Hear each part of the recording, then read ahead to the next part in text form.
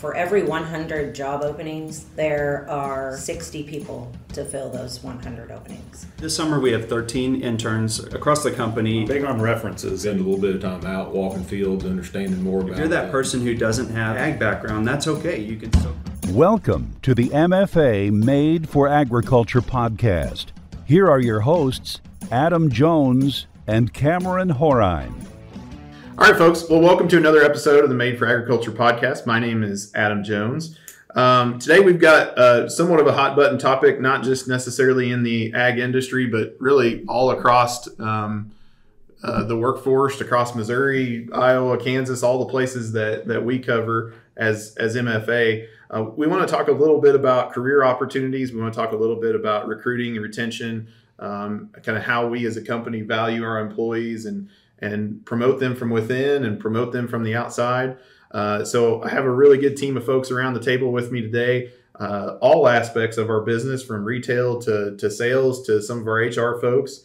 And before we kind of get started in this discussion, I want to kind of go around the table and let them all introduce themselves and give a little background on their position, their role within MFA, and kind of how that relates to our discussion that we're about to have today. So I'm going to go left to right. Not that that means anything to anybody listening, but it does to you, Matt. So we've got Matt McMullin, a district manager here. So Matt, go ahead and give us your background. Yes, I'm Matt McMullin. I'm District 5 manager. Cover the operations side of the business in the central part of the state. Gotcha. So how long have you I've been with MFA for 17 years. Gotcha. Okay. And then how many, if thinking of our retail locations, how many of those retail locations kind of fall under your umbrella? I have 11 locations in my district. Gotcha. Okay. Perfect. Well, thanks for being here, Matt. Appreciate it. So next we got Stephanie Shoemaker. Stephanie, you want to go ahead and give us your role with MFA? Yeah, thanks, Adam. I am the HR director, or the human resources director, and our group supports all facets of the business, whether it's retail, sales, home office, transportation, all the different divisions that we have. We support them in hiring, engagement, payroll, all parts of anything that has to do with our people. That's what we try to help take care of. And just to give folks a little scope, how many employees are we talking from our organization as a whole that covers everything that you just mentioned? So there are 8 on the HR team, and then we have 4 in benefits. Okay. So. Okay. And you guys all cover all of us, which. Correct. The us is how many for MFA? 1,600-ish right now. Okay. Yeah. It's a bunch. That's yes. kind of why I wanted to make sure I pointed that out. There's like 1 or 2 of you, and there's a whole bunch of the collective us. That is correct. We have it's actually the most since I've been with MFA. Our head count is highest, and I've been with the company for about a year and a half. Gotcha. So a little over 1,600 is a great number right now. Yeah. Awesome. Well, appreciate you taking the time to be with us this morning, Stephanie. Next up, we got Scott Morfeld. Scott, go ahead and introduce yourself. Yeah, thanks for having me, Adam. So Scott Morfeld, training and recruitment. So my role is very versatile, everything from recruiting to training across the company. When it comes to recruiting, I manage internship programs as well as do any active recruiting on campuses and then work on the training side, whether it's online training or in-person training. Gotcha. We'll circle back to lots of that, but we'll move on for now. Next up, we've got 2 district sales managers. So I've got Matt Hill and DJ Vollrath. So you guys go ahead and introduce yourself and give a little background. Yeah, thanks, Adam. Matt Hill, district sales manager, East Central Missouri. So that puts me kind of along the I-70 corridor from like Columbia East towards St. Louis.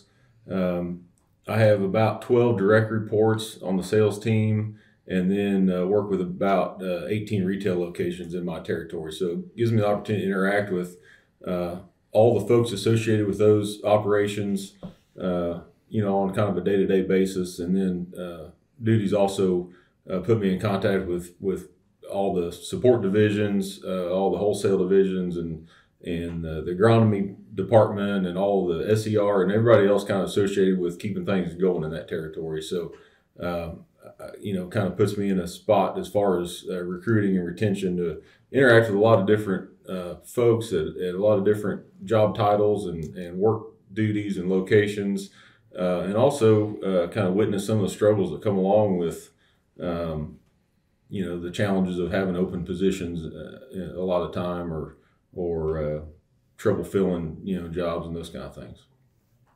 Yeah, so I'm DJ Vollrath, District Sales Manager for West Central Missouri. So kind of cover 63 Highway west back to Kansas City. Work with 12 agronomy sales folks, 2 specialists, and a couple livestock sales-focused employees as well. So gotcha. Kind of same challenges and connections that Matt Hill listed before, and work closely with Matt McMullin that you heard from first here too, because cover north part of his district on the sales team. Gotcha. Yeah, no, I appreciate it. DJ and Matt, appreciate you guys being here too. I think with everybody around the table, everybody's going to have some nice, relevant field experience with pretty much any issue that we're going to come up with and in our discussion today. So appreciate all you guys being here. I want to kind of kick this off or start it. I think the most logical place would be kind of just kind of a little catch up, and Scott or whoever wants to take this can run with it. A little catch up on where we're at in the labor market. I know I feel like from the outside looking in, we kind of had a big pivot over COVID, right? That's kind of went from a medical disease to now a time period. When you say COVID, everybody's like, okay, well, know exactly what time period you're talking about here. But definitely became kind of a hot button issue during that, and kind of where are we at and where have we been as far as a labor market kind of in that zone, Scott? Yeah, so the labor market is still tough. Like, just because COVID is over doesn't instantly change things. I think, we're still ironing out some wrinkles that we found during COVID. Now it's getting people and retaining those folks. So I think for a lot of our roles, we're still struggling to find that right fit. It's hard for us because of the nature of the work that we do. We don't just want a body. We need somebody who has an attitude and willingness to do the role and to be trained for that. So those people are hard to find.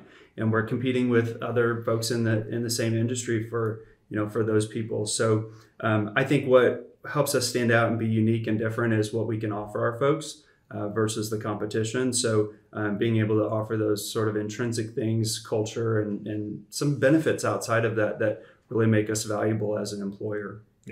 Yeah, absolutely. Matt, from your perspective, have you kind of seen that transition as far as I know there's been some wage inflation, things like that have happened kind of in the background of the labor market, but kind of have you seen some of that major pivot since COVID, or do you feel like this is more of a long-term thing that we've been dealing with, but less than just a couple years old? Yeah, sure. There was definitely a hot time with COVID where it was extremely hard to find replacements. It's gotten better. But yeah, it's still a long-term struggle. Yeah. Finding the right person, the right applicant that wants to do the job. Sure. And geography plays into that for us as a company too. We're employing folks all over the state of Missouri and, eastern Kansas, southern, not real high populated areas of, kind of social, interactions. Interactions, if you will, or it's harder geographies, I guess, to get external people to move into some of those smaller communities. I feel like that kind of affects things as well from our aspect. Yeah, the other thing too, Adam, is you think about the need to, this job is in this place, and most of our positions, we really need people that are physically present at the job site to run a piece of equipment or to manage a warehouse or a grain facility or a location, something like that. And, there's been the COVID era accelerated a lot of work from home, Zoom meeting type opportunities. And do we have some of those? Sure. But it's very limited just because of the nature of the business, and we got to physically be present to carry out the work. So that seems to have skinny down. If somebody has work from home as a very high priority, that's a challenge for us, I feel like. Yeah, definitely a little bit. And I think companies have kind of reflexed back in a little bit of the opposite direction on some of that. There's still a lot of remote work out there, but it's hard to, I feel like one of the things that really stands out from my experience here at MFA, which is, I guess, working on 5 years at this point, is kind of really that team aspect and knowing almost everybody, 1,600 employees, like certainly don't know them all, but gosh darn it, I think we all know a lot of them if they walk through the door right now. And that's really, really hard to build that.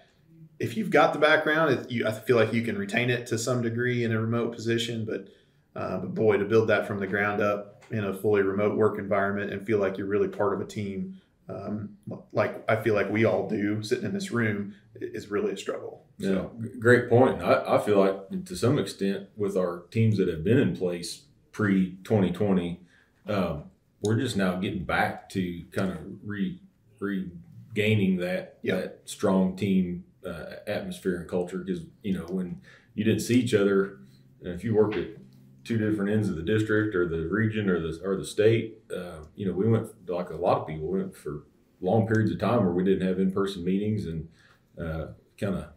it's just hard to maintain that same type of bond through text messages and Zoom meetings. Yeah, it really is. Yeah, it absolutely is. To your point, Matt, I think it's an opportunity, though. I mean, really, we serve the farmer, and so being able to interact with the producer daily is what we do. That's who MFA is, and so to not have those people there front line to do that, I think is a disservice to the people that we serve, the customer that we serve. So I think there is benefit to having those people in those right spots. Yeah, a bit.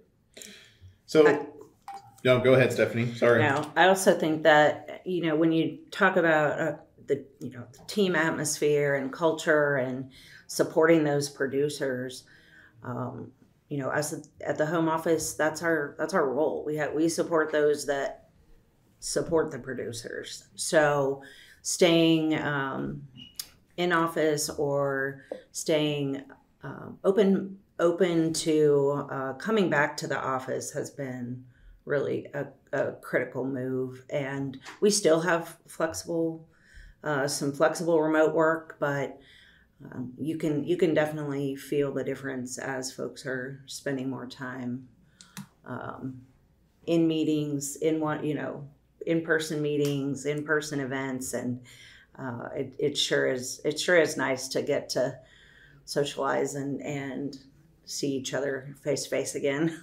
Yeah, for sure. I work from home once in a while too, Stephanie, and the ice cream truck never rolls up in my driveway either. So I'm always jealous of those emails I get for the home office. I was like, wish I was working there today. But yeah, so Scott, going to kind of from your position, and I feel like the industry's view of that recruitment position just in the last few years is just like, you're the guy now, right?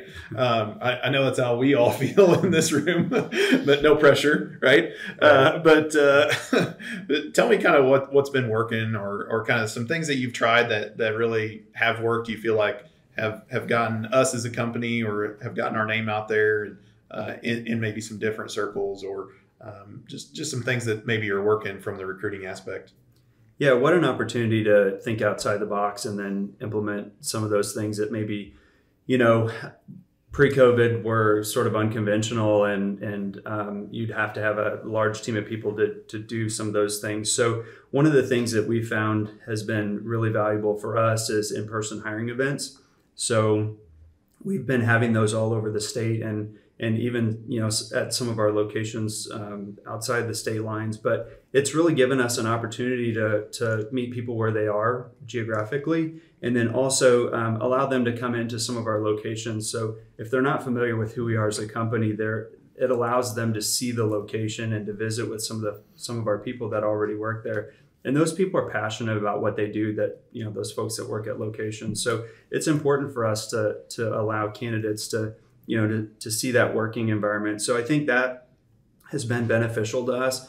The other thing that we really have I think have seen a real good return on is social media, being active on social media, advertising roles there. And really, whenever I'm on the road traveling to career fairs or in-person hiring events, that is really where I showcase exactly what I'm doing from week to week. And so if somebody, wants to see exactly, where the MFA recruiter is going to be, social media is the best place to capture that. So if you're not following us or liking us, do that on social media, and then share those opportunities with folks that may be looking, or if you have a friend that isn't looking, that's an opportunity as well. So I think some of those things that, again, we maybe didn't look at as closely pre-pandemic, we're visiting those opportunities again and really doing very well with them. Yeah.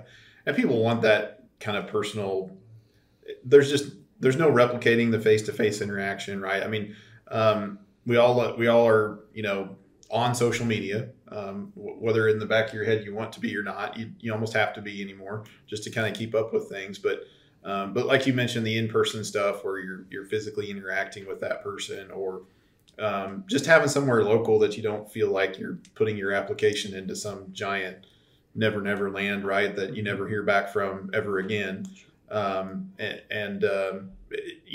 us, we're a local enough entity that, you can absolutely walk in the door, or you put in an application, like, we're going to give you a call, like, fairly quickly. That's just who we are and what we do. So, and I think that becomes, the further we get out from the pandemic, that becomes more and more important. Candidates and even, we as a team of people, we want to make sure that folks understand that, that we're interested in them and their talents. And so it is important for us to get back with candidates quickly. On the average, a candidate will submit their application, not just for us, but across the board. And if they don't hear from somebody within 24 hours, they've moved on. So that's fast. So we have to be quick as a company to, have a touch point with them, with those candidates, to let them know that that don't move on just yet. We're interested in you, type of thing. And sometimes that's a learning curve when you haven't done that a lot in the past to implement that type of procedure. Yeah, for sure. Right now, the state of Missouri has, for every 100 job openings, there are 60 people to fill those 100 openings. So that's some stiff competition. Yep. And when Scott says they're going to move on, they're truly going to move on, because there are 40 open positions that they can check into. So yeah, that response time is really, really important. Yeah. It's a pretty sobering statistic that you threw out there as far as what we're looking at from our part of the country.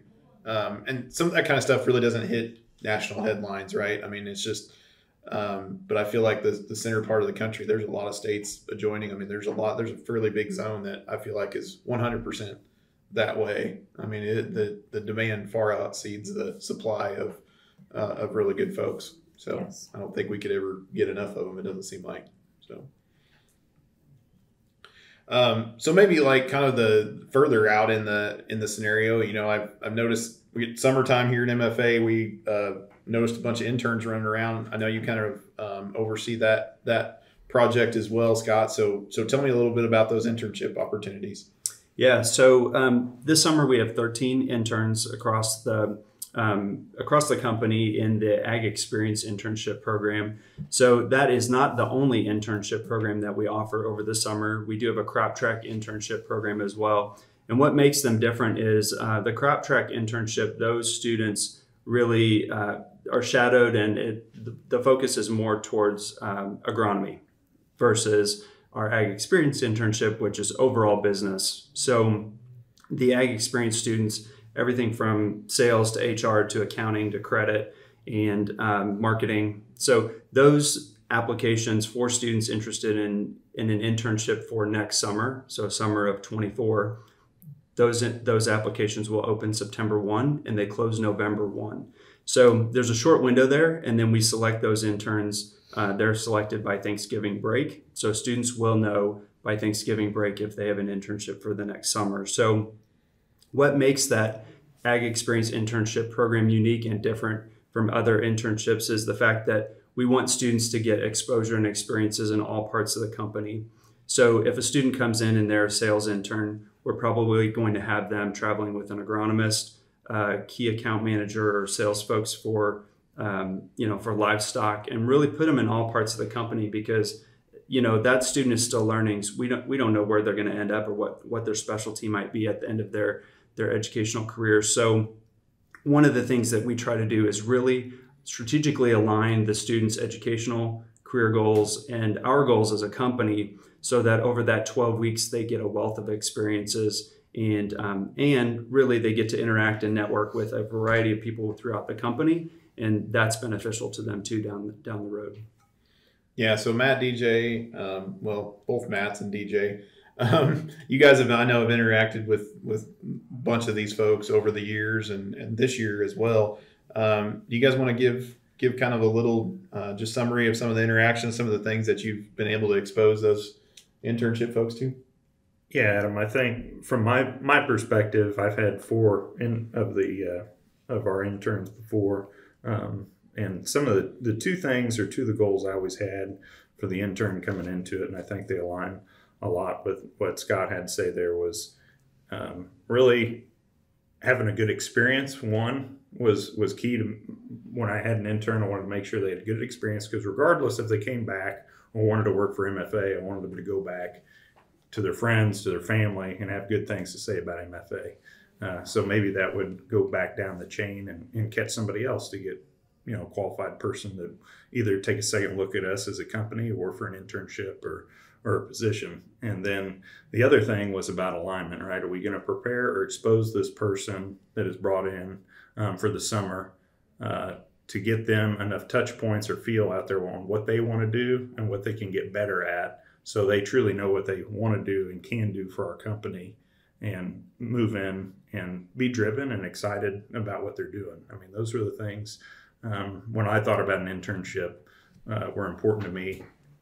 And I think of the 4 I have, I think, at least 3 of the 4 would tell you they got that done. So hopefully they had good numbers. Hopefully they had a good time and enjoyed and got some good exposure, because something too I noticed with interns or young people in general coming in, they have a very limited view.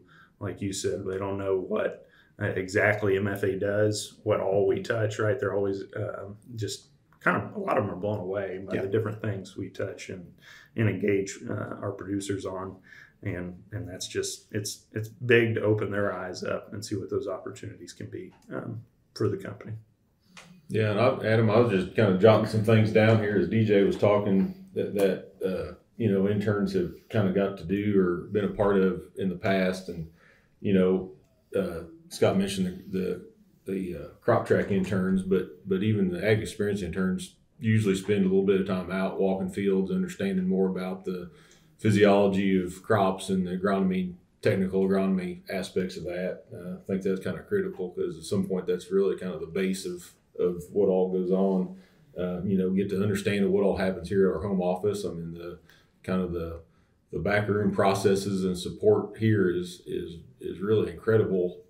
I think, as we think about the resources and experts we have in-house, and they get to interact with a lot of those folks, and we're talking like directors, VP type level folks, end up attending some pretty high level like strategy meetings and get, I think, some pretty unique insight to some of the discussions going on to kind of, end up ultimately touching or directing the company strategy, retail locations, sales trainings, and then, there's like actually this year's was this week, or last week, but the Forge Tour, like where everybody from the company is invited down, and they do some training and kind of, opportunity to interact with 200 or 300 staff, just right there in one spot. So, like I said, we try to get them as much exposure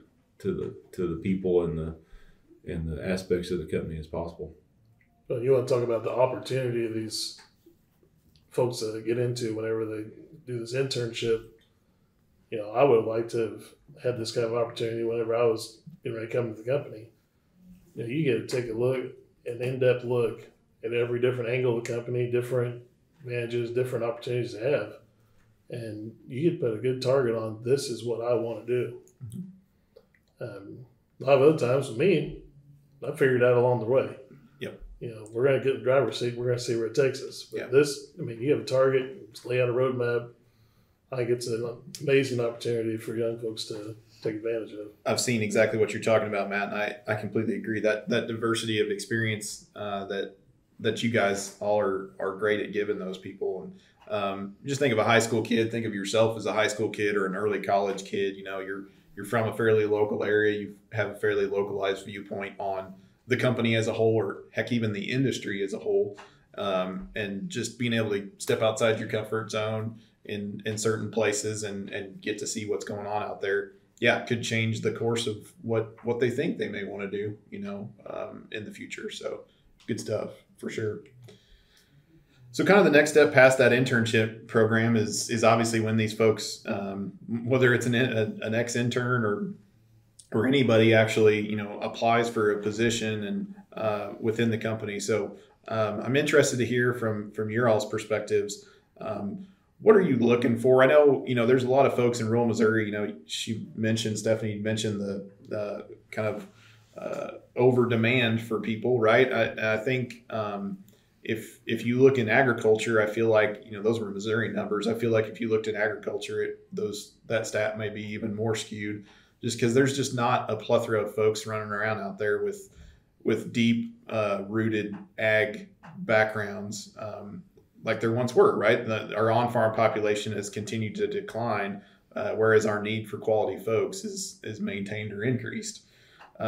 So when you're looking at kind of experience level or what are you guys looking for when you kind of see an application kind of come punching through the system, what's kind of the first thing that crosses your mind, or what are you looking for in that application, or when you talk to that person, what are you looking for? Interested in your all's thoughts on that. From operations standpoint, a qualified, skilled, well-trained individual is great, but you don't always have that. Something that really stands out to me is, a good work ethic, personality, and attitude. If you have the right attitude and right personality, we can work with you and teach you the rest. Those things are hard to teach. Yep. Absolutely. That's a good starting point there, and what really attracts me for applicants. Right. Yep. Same. Like, yeah, when you have that kind of interaction, even over the phone or something like that, that stuff comes across almost immediately. As far as those things. And I'm glad to hear you say that, Max. I tell my kids that all the time. Like, if you could learn one thing, right, have the right attitude. But what about you guys as far as what you're looking for? Yeah, I think from my perspective, I've always had kind of the top two, and these don't show up on the resume, so I'll talk about that as well. But it's that drive and then willingness to learn, right? If they've got those two characteristics, right? If we're talking about somebody that doesn't have a lot of ag background, well, you've got to be hungry and want to be able to learn. So that's really important for me. And then I just can't. I have not. Maybe Matt, you guys have figured it out, or somebody in HR might know how to teach drive, but I just don't think that's something you can teach. So that's the other thing. Is this person given that I'm hungry, I want to go out and get it? Because particularly for me, looking in a sales role, I'm they're working a territory and area, and I'm not there to babysit every day, right? They've got to help manage themselves. So that's really important for me. And then when you talk about it as a resume, one, I guess I would hope over time I've accumulated multiple people resumes and contacts in areas that can give you good folks to reach out and recruit for. But as far as when you get a resume coming across your desk, some of the key things I look at, I think they'd be similar to a lot of folks in this room, but folks that aren't jumping around a lot, right? If I'm seeing lots of different positions over a tighter period of time, that's always a red flag for me. And then I'm big on references. That's something I've evolved over time. It used to not be as big a deal. I did look at their history, how much, what kind of jobs they had. And at the end of the day, it's people business. And what does this other person have, good or bad, to say? And generally, the references are very honest, right? They're not sugarcoating anything. And so that's big for me. And the other piece, and you got to be open and honest with that candidate. If they want to, they tell you what their expectation is, coming into MFA, as far as are they looking to be in that position for a certain amount of time or not, right? Because I'm looking for somebody not to jump in 12 months.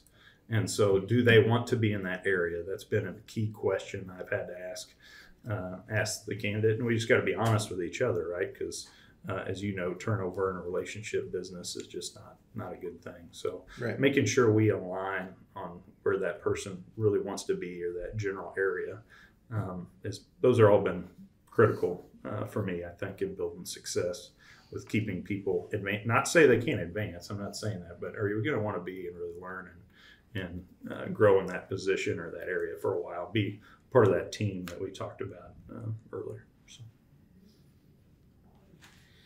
Yeah, for sure. I completely agree with that. And yeah, it's I think being honest, kind of with each other about where that person may find a fit to, kind of within the organization.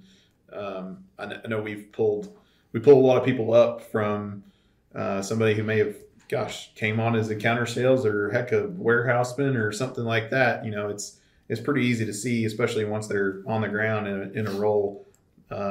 Maybe Matt likes to not keep us DSMs around walking around the warehouse that much for some of those things, but we can pick out pretty quick, like, hey, this person's got a lot of potential. Right. And how do we help pull that person upward? Yeah, and something we, Matt and Seth, my district managers, work with in my area. I've asked them to be on, if I've got serious consideration of multiple candidates, for them to sit in on those interviews as well. And I'm upfront with the candidate, that's coming to, hey, I know you applied for this sales position, this key account manager position, but I've got Matt here as well because, and I've had agronomy team members sit in as well, reviewed your resume. You might have a fit elsewhere if it's not a fit here.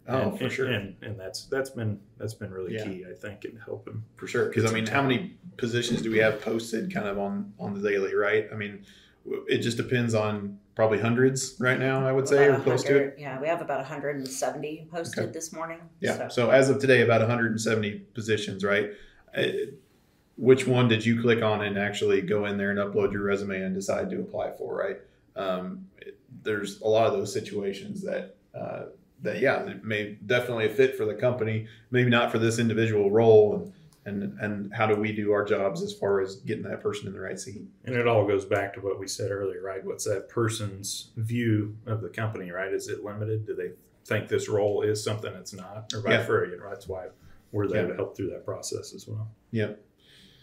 Great transition there for me, DJ, because I wanted to talk a little bit about how we do some of that moving people around as far as, pulling them up the chain and recognizing some of that talent. And a lot of that comes from our ability to train that person or to give that person kind of the background in the company. So I don't know, maybe Scott, you want to kind of give us the high level of how we do typically on kind of the on-the-job training to a lot of our folks who may come in as a fairly entry-level job.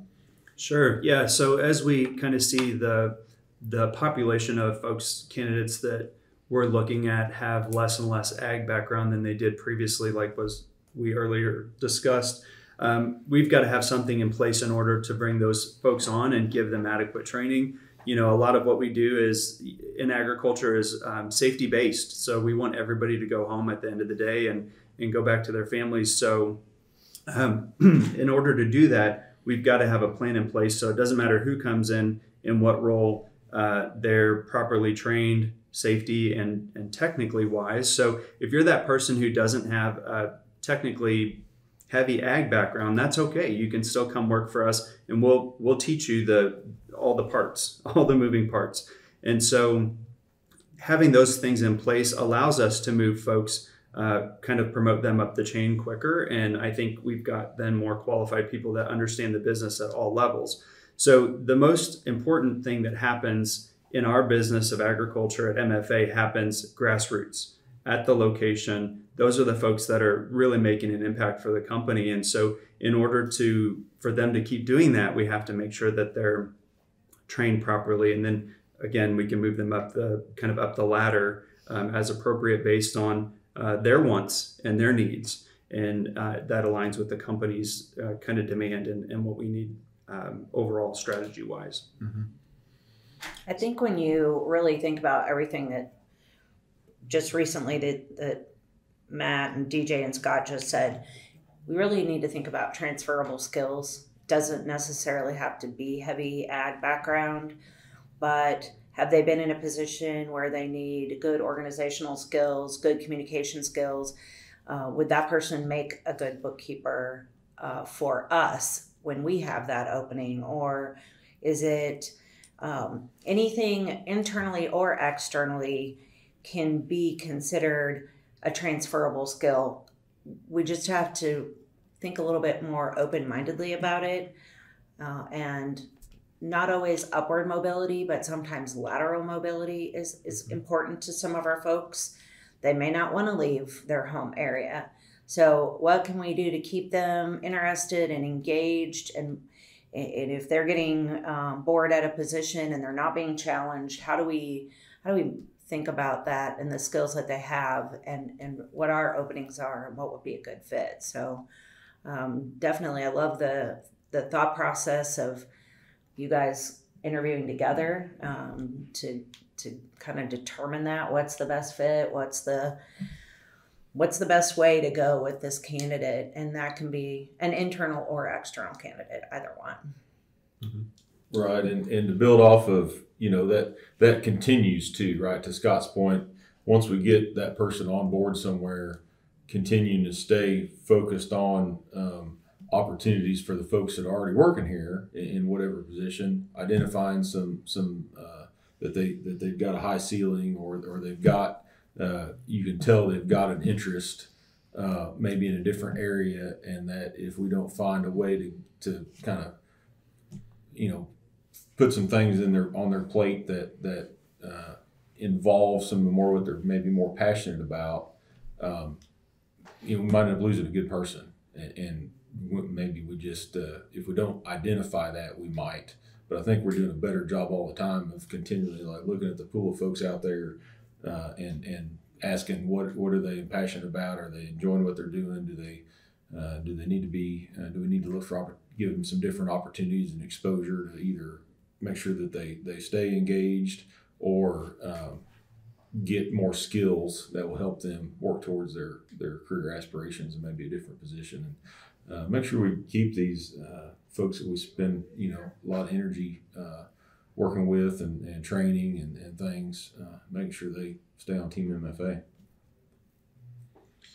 Yeah, when I'm going around locations, I'm continually trying to visit with folks and trying to identify who are my up and comers, who's the next man up.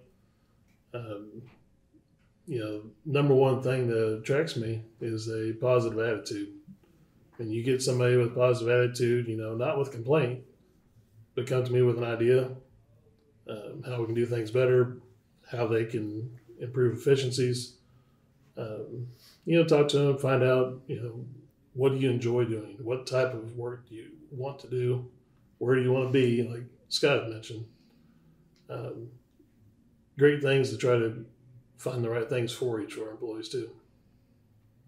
I think as we move further down the road away from COVID, we need to do a better job, and we are talking internally about what that looks like for succession planning, and it's a buzzword in HR, and I think it's going to kind of seep into all parts of all companies. But how do we take that next employee and really, they're already a part of the company and part of the culture and part of the community. How do we elevate them to those next roles? And that's an important part of business strategy. It's not just it is about making money and it's about meeting the producer's needs, but it's also about how do we have that next group of people that can really take ownership and drive the business and be passionate about what they do. Yeah, absolutely. Kind of seen that from just over time from either a salesperson or a manager. You got that kind of key person that's part of the community, been there for 30 some years or whatever. It's like, Well, eventually that person's going to retire and go home, right? And where does our business go from there? And I think in some places that you can look where we've historically done an awesome job of kind of stacking up people underneath there that are just ready to and eager to take over. And there's other instances where that was the guy or that was the person for that community, you know, and you lost them, and just it leaves a 10-year void in the business that we're doing in that area, you know. So we see the need from that from a field aspect as well, for sure. Something, and it kind of plays into that succession planning as well. But something I've had to step back and think about too. I've been with the company, this will be my 10th year. And a lot of these folks, some of the folks on my team included, I've had a relationship with a big chunk of that time. But I've kind of almost built a mental image in my head that I've got this mature, developed team, right? Just because you've been here a long time doesn't mean they know what you know necessarily, right? About the company or maybe the contacts within the industry. And especially some of the folks that came on around that COVID or post-COVID time when things were a little wonky. You know, we weren't even as a company or the industry, it wasn't necessarily MFA. Maybe MFA was plugging along doing kind of what we normally did, but the industry, when I say industry, some of our partners and people that we buy and utilize product from haven't caught up to getting all their in-person things back in place. And so I kind of had to take a step back and look at my team of 14 folks. And I said, you know, how long have these people been here? What have they been able to engage and in touch with? All of a sudden I go, I've had 6 people that have been in their roles less than 18 months, you know, out of 14. And so you kind of go, that's a little more eye-opening. And I think it's good for any manager, any person that's working with folks, not only to be thinking about who could fill their shoes, but also you talk about challenging those people and what they've been exposed to, just taking a step back at several times a year, just going, where are we at, you know, with this team of people in general. And that's something that kind of I did, you know, earlier this year that kind of shocked me, you know. Right. So. Right. Yep. I mean, I'll always get that way, DJ. It's like you get kind of in the grain of the day to day of trying to move the business forward, and yeah, it's always a good thing to put yourself in the shoes of some of their team and try to see what they see. So, guys, as far as if somebody is interested in a position, I guess, or I know we kind of have a referral system for our current employees too. Scott, I know you mentioned social media aspects, but how would they go about, or what's kind of step one as far as coming in the door to where we can see that person? Yeah, so if you are not employed by MFA, you can visit the careers portion of the website. That's where all of the current roles live. What's cool about that, kind of that web page, is you can search by role or by location, and it'll pull all of the careers up that are in that area. So that's for folks that aren't currently employed with MFA. If you're an internal candidate, you can apply through your employee self-service, and the referral payout is $250 per individual. So great way to make some extra cash and send your friends and family our direction. But in those roles, I mean, you'll see different things throughout the year. We heavily staff up in the spring, so probably January, February, you'll see a lot more roles than you would this time of year. But there's a general application there as well. So if you don't see what you're looking for, fill out that general application. It will allow you to choose what role you're interested in, or multiple roles, and by location as well. So we've made it really easy so that we can find your application. You can always give us a call if you've applied and you're not sure that it went through. Give me a call and we can take a look at it for you. But I think that, submit that application and make sure that you've electronically signed it. That's where some of our candidates miss opportunities, is making sure that you sign that application so it's valid from our end. And that's the best way to do that application. Yep. Awesome. Well, folks, what have we missed today? What have we not covered that you wanted to make sure you kind of mentioned as far as recruitment or kind of talking about the labor market that we're in currently, or is there anything that we didn't get into that we should have? I think the one thing I would say, Adam, is just the willingness to change or adapt is just critical when you're looking to hire folks. I think sometimes, like you said, you get in that grind and you go, you're busy day to day, and you don't step back and go, what did I do different, right? You just go, man, I'm not getting any applications for this position. But at the same time, I think we got to look at ourselves and go, have I done anything to help move the needle? Have I worked with that local trade school or the career center or high school students, or have I engaged in the community in any differently to help drive anybody towards MFA, or whatever interaction that might be? It looks different for everybody depending on your position, but that's something I think, one thing that popped into my head when I was talking this last year or two with younger folks was colleges were clearly coaching them through going through LinkedIn and being a part of that platform, something I was not a part of. Granted, it didn't work for me, but I know that one of my counterparts was able to pick up somebody through a connection that person made with me. And so that's just one example, right? But just willingness to change, or I think is just key, in asking yourself, what did I do differently to help drive somebody towards MFA? Yeah, it's a great point. I think I totally agree with what DJ says. And the one other thing that I would encourage our hiring managers to think about is really the why, and why do you work for MFA, or why did I come to work for MFA?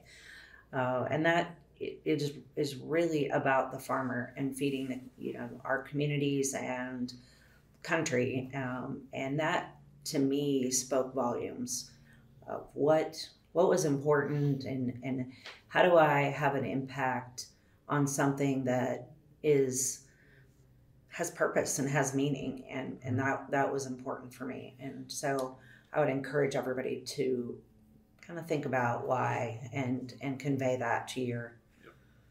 That's a great point, and something that we do not hammer home often enough. It's just the fact that the industry, the individuals that you work with, our company is at the core of small town Missouri, or basically the small town Midwest. We are not just a part of. Just have always been a part of the community, and it's not like working for some tech startup or somebody going in and trying to capitalize on a bunch of profit from somewhere. It is very physical, and it is very at the core of the community, and I think that has a lot to do with the feeling that a lot of us get from coming to work every day. So that's a great point. I think one of the takeaways I have is, we've got such a wide variety of opportunities within the company. If you are looking to just get your career started, we're a great place. If you've been in ag, or you've been a working professional for a long time, we're still a great place. And so don't miss out on an opportunity to change your life and start a new opportunity. The other thing is, watch social media. I'll be in your community probably sometime in the near future. And so you can connect with me, Scott Morfeld, on LinkedIn, and reach out with any questions. Let's connect and let's start a dialogue and talk about how a career at MFA may change your life. Great. You guys got anything else? If not, I certainly appreciate you all taking the time to sit down and record this today. I think we got through some really, really good stuff. So thanks again for that. And thanks again for everybody that took time to listen today. We'll talk to you later. Thanks for listening to Made for Agriculture. Email comments and questions to podcast@mfa-inc.com.